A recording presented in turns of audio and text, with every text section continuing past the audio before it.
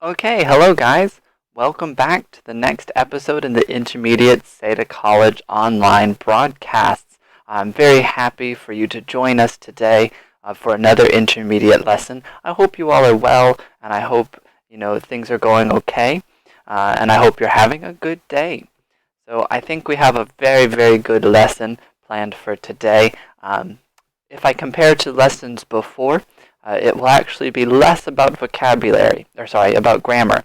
The grammar today is not too complicated. What we're really focusing on today is vocabulary.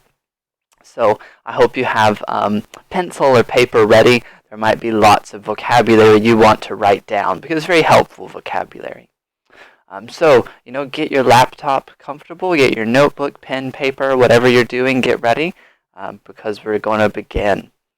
So for the lesson today, we're looking at grammar, modal verbs of deduction. So modal verbs are coming back. We had a short break, and we've talked about modal verbs before. So I'm just going to briefly review what we have talked about and then move on to the new modal verbs. And the ones we focus on today are might, can't, and must. Those are going to be the three for today, so not too much. And then the big vocabulary for today is the body. So I'm sure you know some common words for the body, head and arm and things like that. I'm going to try now to get more specific. What are some smaller parts of the body so that you can better talk about it? Okay, so modal verbs. That's that grammar I just want to review. So if we remember, modal verbs are special auxiliary verbs. Just like verb to be or just like verb have, it's another category of auxiliary verb. And we use them in a sentence to help express ideas about how we feel about the sentence. So things like obligation, possibility, intention, truth, desirability, all of these things we use modal verbs in English to express. And they're special because their grammar is very simple. They don't change. It's the same form for everything with a modal verb, and always after the modal verb is an infinitive. So the grammar is very straightforward for these. And so the common modal verbs are can and could, which are for ability. We talked about them a while ago. Can is for present ability, I can sing, and could is for past ability, I could sing in the past.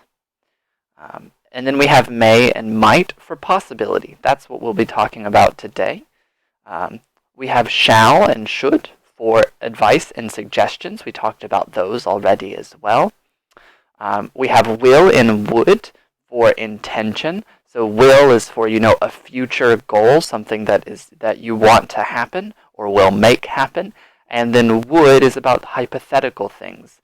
So when we talk about hypotheticals and conditional sentences, we'll really start talking about would. And then finally we have must for obligation. And we talked about must and have to as well previously. So we've talked about almost every modal verb. So very good, you've almost got them all. If you don't remember or are not quite sure, always go back, watch one of the previous lessons to help remind you what these modal verbs were. Or if you don't want to watch again, you can always download the notes to review my PowerPoint to tell you what these other modal verbs do and what they are for. So what's kind of new now is that we're talking about modal verbs of deduction. You might notice that none of my ones here are deduction. We have ability, possibility, advice, intention, obligation, but no deduction. So what do? Well, we're taking the same modal verbs and we add new ideas. So we're using modal verbs from other categories and are going to use them now in a different way. So this is the only way this is tricky, as you have to remember that there are two meanings for some of these modal verbs. There are two feelings, and you really have to look at the context. These modal verbs will be very, very connected to the context, and that will really determine what is the correct one. Because for many, the grammar is the same. So you really have to look at the meaning and the context to work with these. So, sometimes you want to look at a situation, you want to look at what's happening now, and you want to talk about it, make a guess.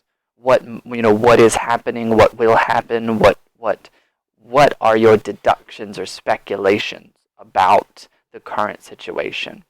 So, it might look something like you open the window, it's raining today, and you go, okay, well, the football game must be canceled. It's raining. They can't do it. Or you might be looking at your neighbor's house, and all of the lights are on at the neighbor's house. So you can say, oh, they must be home. Every light is on. And so that's what this is about, looking at the situation. It's raining today. The neighbor's lights are on. And then trying to make guesses about what is true or what isn't true from the kind of evidence and the information you have at the moment. That's what we're talking about. And so that's why it's going to be a little tricky, is because it's all going to be a lot about feeling. How do I feel about my guess? Do I think it is a very good guess, or do I think it's a kind of weak guess? And that will really determine what modal verb you choose for your sentence. So let's begin with must. So if you remember, must was for obligation before, like a personal obligation. I must clean my bathroom today. Well, we also use it for something that you are very confident about, something you really, really believe is true. That's why I put this 100% here. Grammar is not equal to math, but it's kind of the idea. If I say something must happen or something must be, I am very confident. I really believe that this is true. And so the form, well, the form's, as I said, very straightforward. Subject, modal verb, and then the verb in the base form.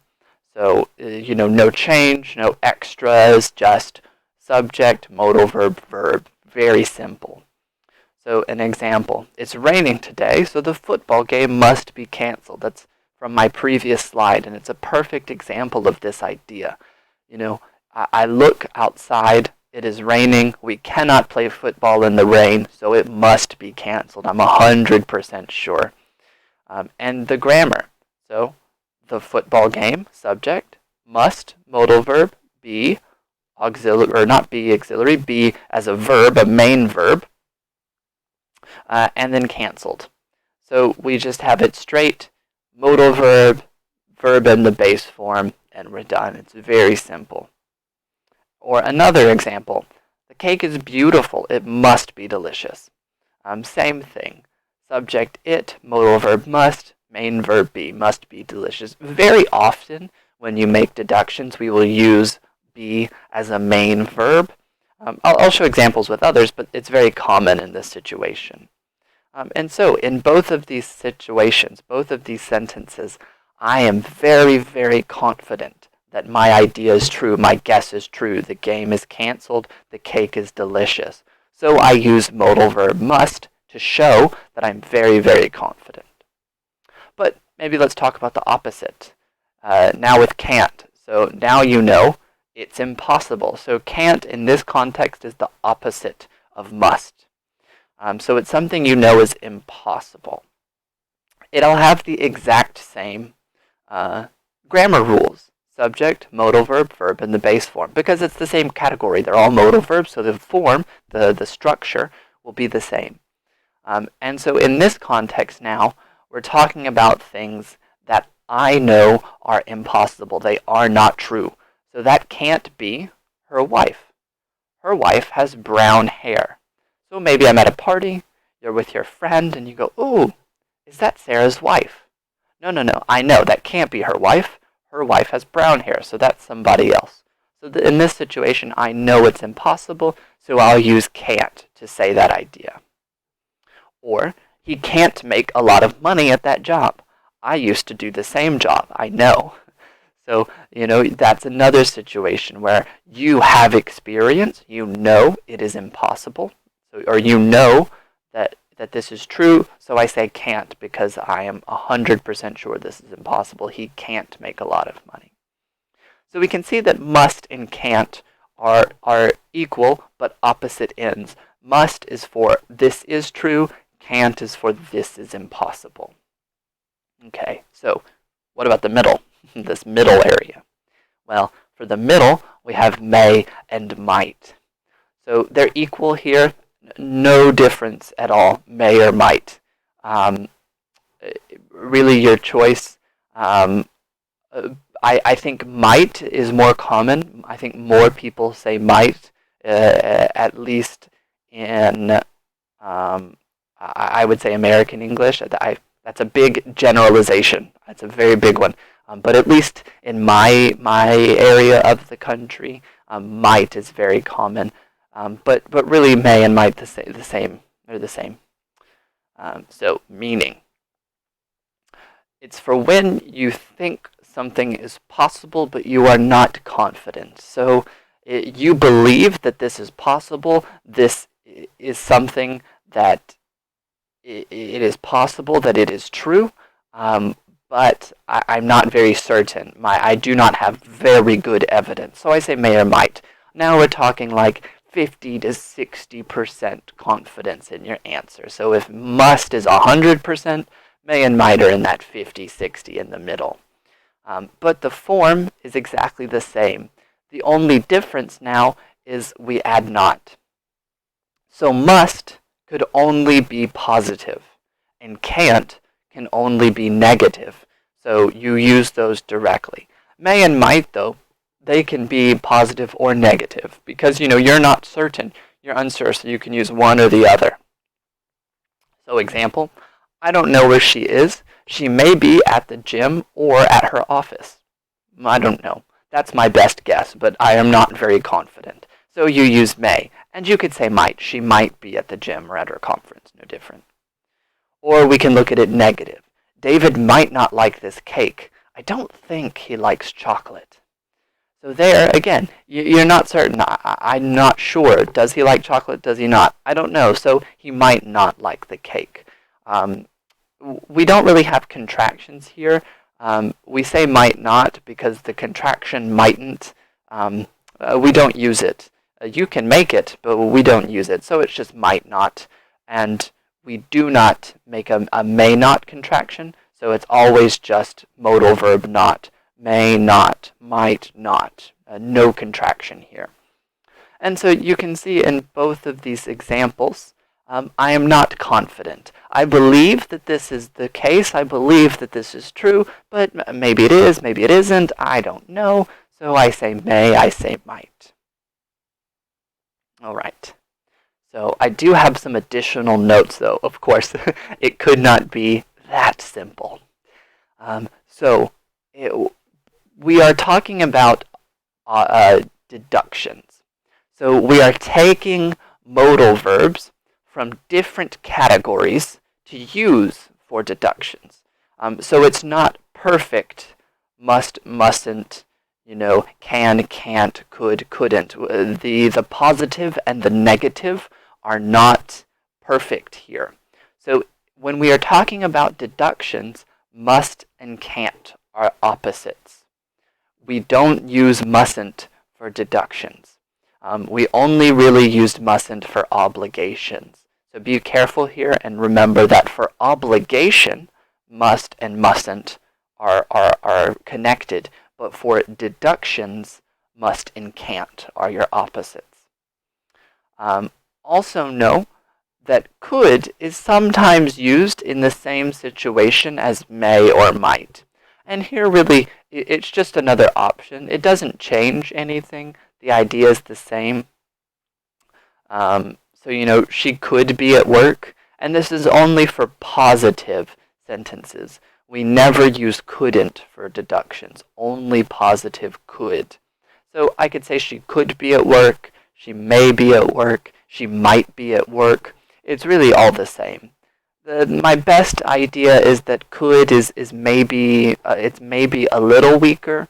Maybe we're now really at the I have no idea. She could be here. She could be here. She could be here.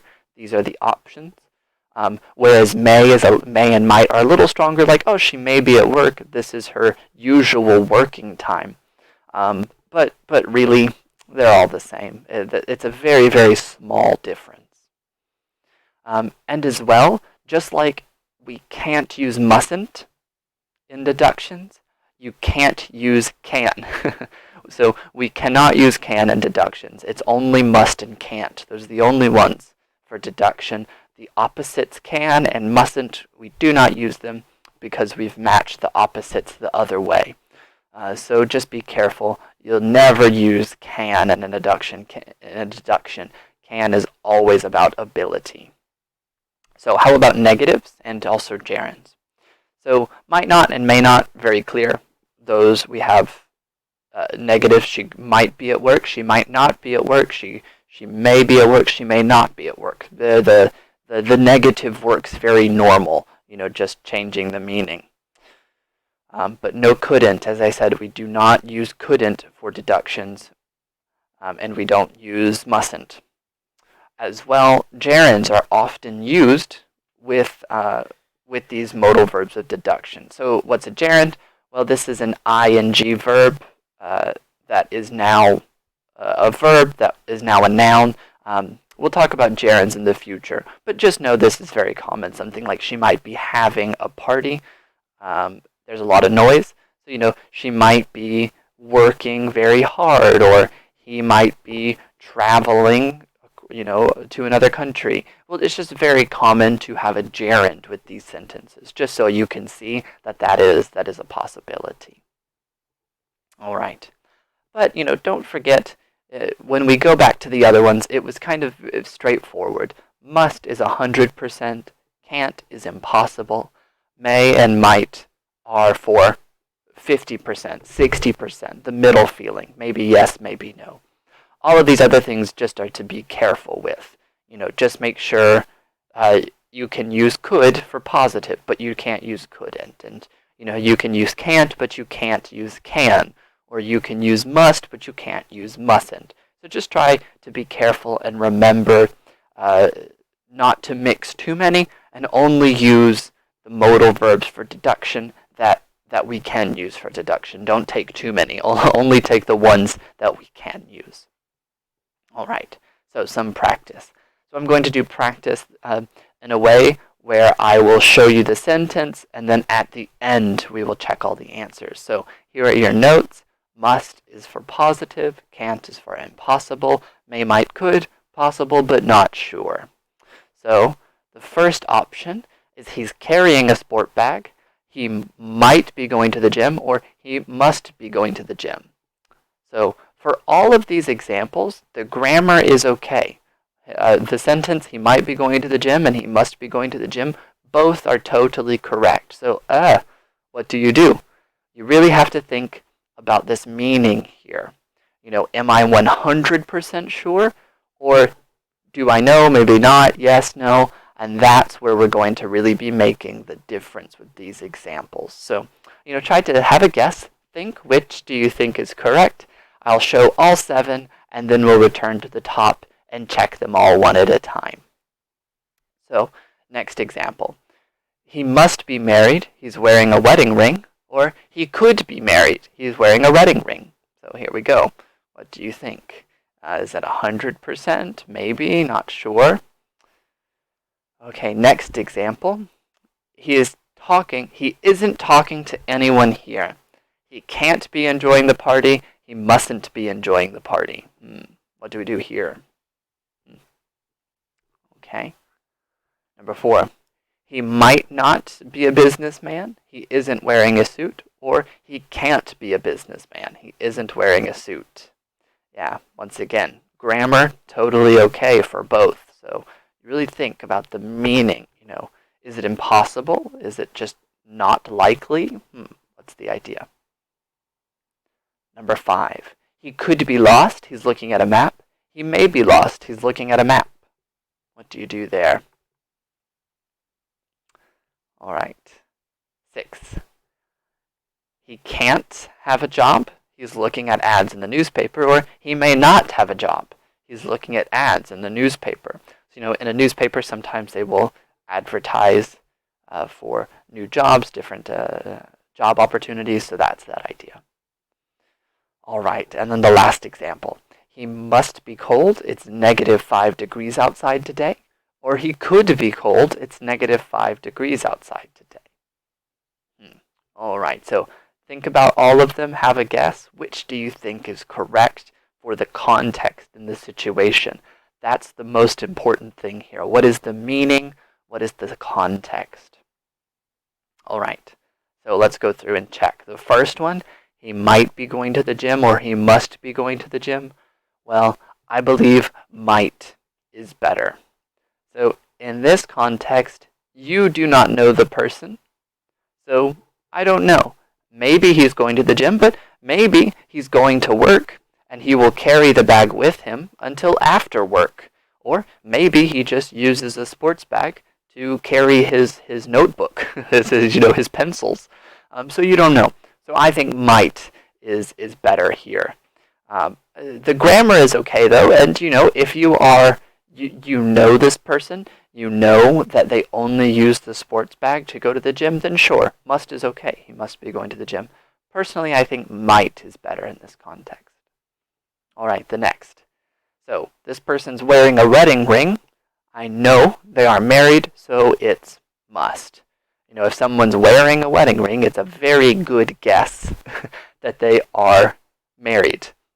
Of course, I hear, but oh, maybe this, or but oh, maybe that. Of course. And so that's why these are deductions. It's not 100%, but it's what do I believe from the evidence I have. If I see someone wearing a wedding ring, I'm going to say, oh, okay, they are very, very likely to be married. Yes, there are small situations where maybe not, but usually, yes. So I can say must because I'm very confident.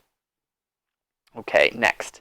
He isn't talking to anyone here. He can't be enjoying the party, or he mustn't be enjoying the party. Well, this one, we have to remember my additional notes. It's can't, because we don't use mustn't for deductions. That's it, the only reason. He can't be enjoying the party. You could also say may not be, or might not be, or could not be. That's fine here. Not could not. Only may not and might not. He may not be enjoying the party. He might not be enjoying the party. That's fine, just not an option here.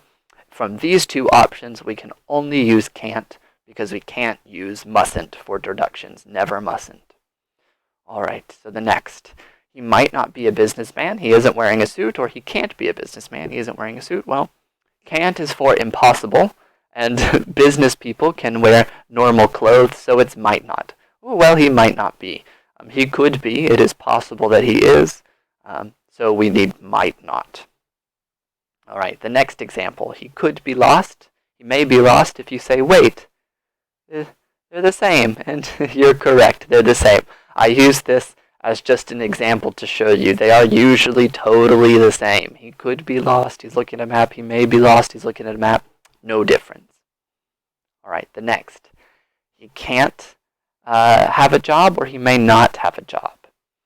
Well, here, one is impossible and one is just possible. So we need may not. It's not that he can't have a job. You can look at the newspaper. You can look at ads anytime, any day, for any reason. So we have to say may not because it is only a possibility. All right, next example. He must be cold, or he could be cold. Well, I say must. It's -5, very cold. But I don't know, maybe you have a superhero who really, really loves cold weather, so he could be cold. I think for most humans around the world, it must be cold. It's -5. All right, so all of these examples are here to show you that it's really about your feeling. How, from the evidence I have, what is my feeling about the guess? Because I'm guessing, that's what it is. Anything is possible. All of these are guesses at what is true from the information in the situation that I can see. So always, if you remember these feelings here, positive, I'm certain, impossible, and possible, but I'm not sure, you'll be able to use these okay, because it's always just about that feeling. All right. So the next, body vocabulary. So I'm going to show you some very beautiful pictures, and then I'm going to point to parts of the body, and I want you to try and shout as quickly as you can. I know you're shouting at your computer, but that's okay. It's kind of a quick memory test. Do you remember this one? Do you remember this one? And then if you don't remember, that's okay, because I'll show you the correct name. So, for example, I'm going to say this. All right, what is the arrow pointing to? What is it? Okay, it's her head, her face. I'm talking about this area here. If you said hair, well, okay, yes, it's pointing to her hair too. I'm thinking more generally her head or her face. Okay, so next, what do you call this part of the body? What do you call it? Does anyone? Do you know? Do you know? Well, I'm thinking chest.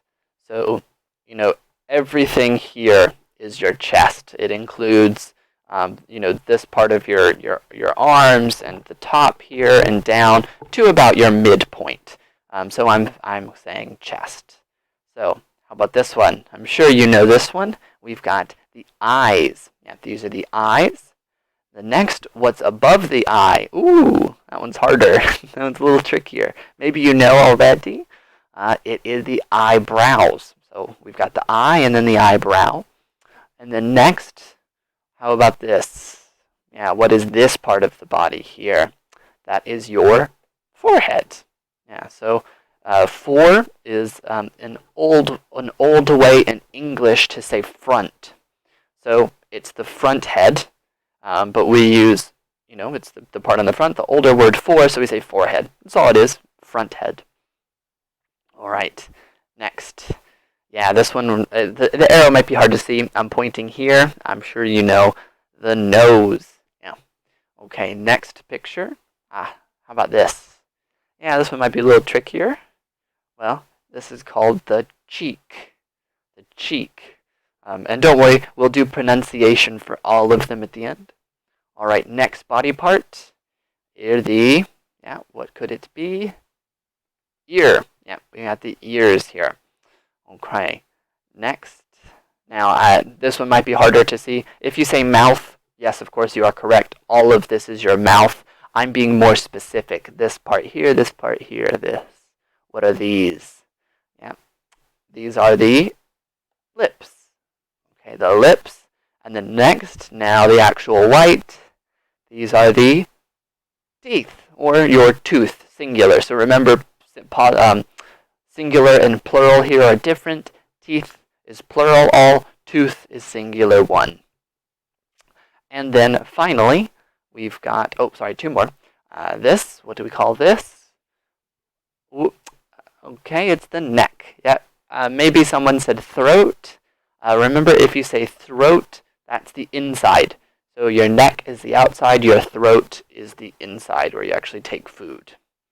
Okay, and then finally, now, so if this was all the chest, what is this specific part here on either side? Well, these are your shoulder, or shoulders, plural.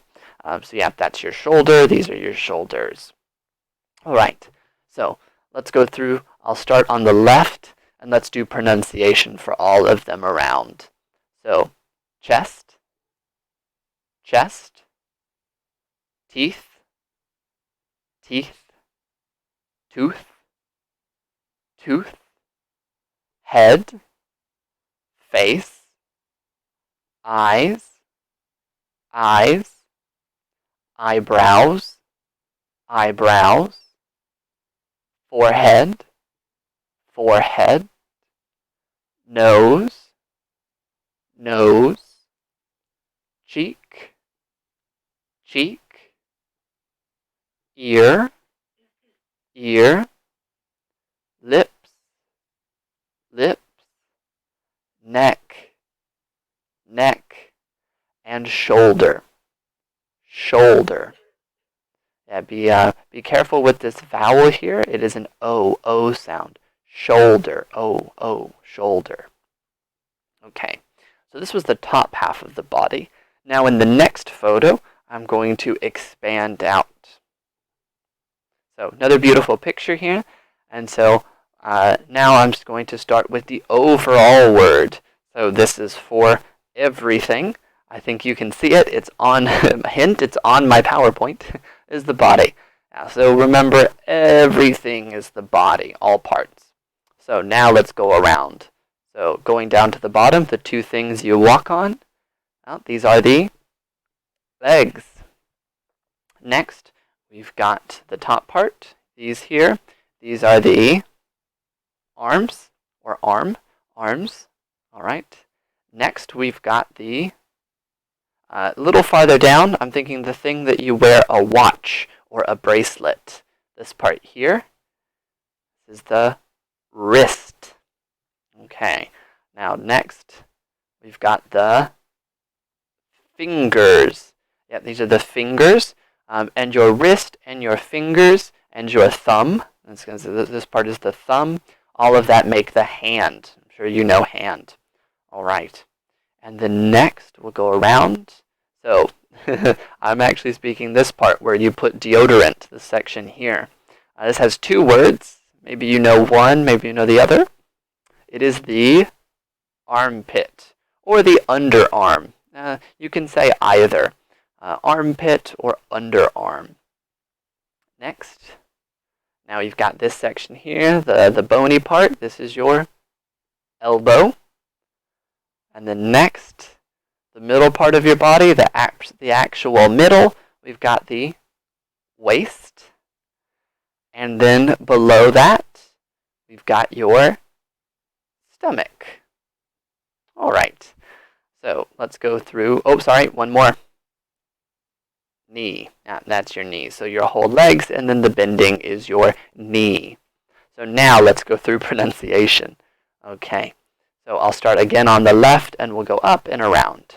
So legs, legs, stomach, stomach, body, body, arm, arm, wrist, wrist, fingers, fingers, armpit, armpit, or underarm, underarm, elbow, elbow, waist, waist, and knee, knee. Remember to totally ignore the K. No K. Knee.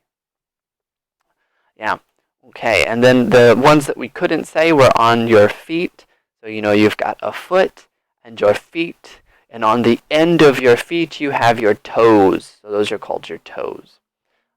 So how do I recommend study this? Well, fortunately, if you have these parts of your body, so you can just try to remember every day. Go, how do I say that in English? How do I say this in English? What was this? Oh, sorry. What was this one in English? Or how do I say this? You can kind of test yourself every day. And if you take the notes from this lesson, you'll have my picture with all of the arrows, so you can always check, am I correct? Is this the right thing? So just every day, 10 seconds. What's this? What's that? What's this? you can practice this. It may be a little silly, but it will help with that memory, the memory of these different body parts. Okay, but that's everything for today's lesson. So, as a quick review, we talked about modal verbs of deduction. That was the grammar for today, to talk about your guesses, your speculation about the current situation. And, the form for these were very simple. Subject, modal verb, and then verb in the base form. And then we also reviewed parts of the body. And so just so you have it, must was for certain things, can't was for impossible things, and may and might were for not sure, but possible. I don't know. Maybe it is, maybe it isn't. Okay. But that's just a quick review. That is everything for today's lesson. So thank you all so much for coming today. Thank you for watching another broadcast in the series. I hope you liked the lesson. I hope it is helpful. We'll, of course, be back with another lesson, more in the intermediate language course. So, please come back again, watch another. I hope we can learn together again in the future. So, Thank you all so much, and I hope to see you again. Bye-bye.